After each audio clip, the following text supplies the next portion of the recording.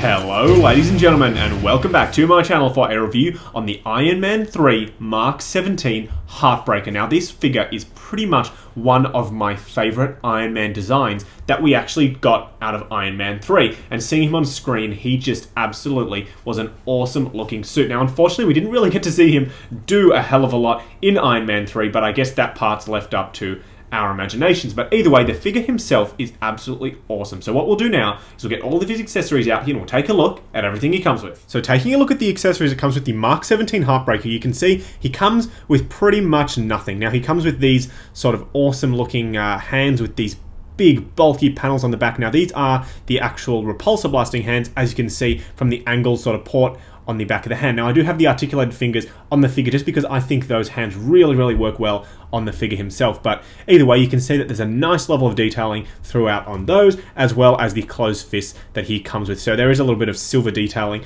on those as well, which you can see are on both of the hands.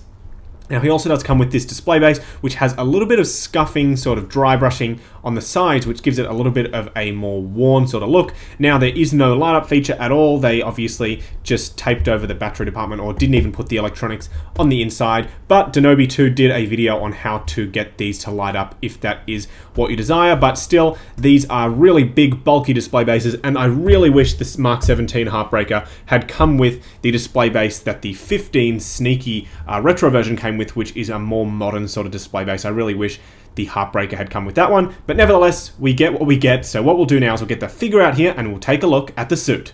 So getting a closer look at the Mark 17 Heartbreaker up close and personal, you can see that they have done a terrific job with all of the different detailing and molding on this armor. It's such a unique design, from all of these panels and the vents on the back here that will obviously blast the other way when he's firing off his arc reactor to prevent him from toppling over. Just a really awesome design and thought process that went into making this Heartbreaker. Now you can see that there's intentional chipping and wear all around the armor just to give it that really lived in sort of look, which I do appreciate.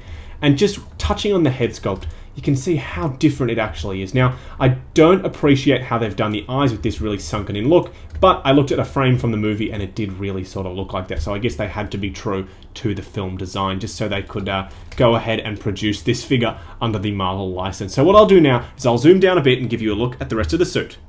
So taking a look at the detailing on the rest of the suit, you can see that the torso is more of a multi-plated sort of design, which does allow for a great range of movement. So that's extended at the moment, and you can see that it's a lot more limited once you do collapse that down. But either way, it's definitely an awesome looking piece, and it's a very heavy duty sort of suit, and you can see how this sort of would take a lot of hits if this was obviously in battle. So they did a really good job with making this look like a really hardy, awesome suit. So the boots are done really interestingly. Now they've got these huge vents on the side. Now they don't really have any opening up parts as far as I can tell. I've sort of tried to move everything and couldn't really move it, but the boots themselves have this really wide sort of planted look, like those hammer drones from Iron Man 2. It's like there's sort of like pieces that come down to prevent him from flying backwards when he's firing out that huge arc reactor. So that's really interesting, and you can see that these flaps do move to allow for just a little bit more articulation. Mine for some reason topples over a lot. I don't know if it's something unique to my figure, because my tank armor actually does that as well. So I guess it's just the design of this figure being a little bit more top heavy and bulky. It just encourages him to fall over just a little bit more often.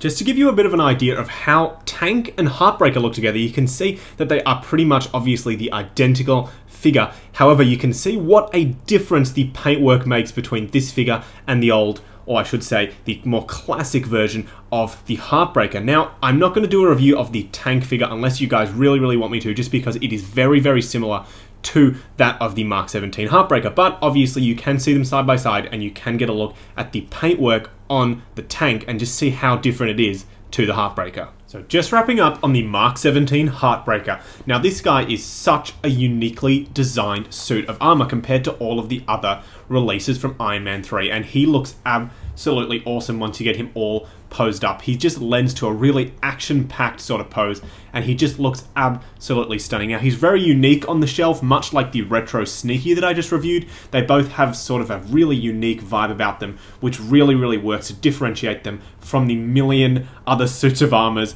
that were released for Iron Man 3. So guys, Sneaky is still, Heartbreaker is still available here and there online, I'm sure, and as well as on the Facebook groups such as 16 Australia and Hot Toys. Buy and sell. People are still trying to get rid of this guy because a lot of love has died off for the Iron Man 3 suits of armors, but that's alright, I still love them, so I will be picking up more and more as I can find them for a good price. So guys, that's about it. Check out my social links down below for my Instagram and my Facebook. I am trying to up my Instagram game just a bit and try and bring some better quality content to that. So keep an eye on that, and I'll be teasing new release videos on there as well. So guys, like, comment, and subscribe, and I'll catch you in the next video.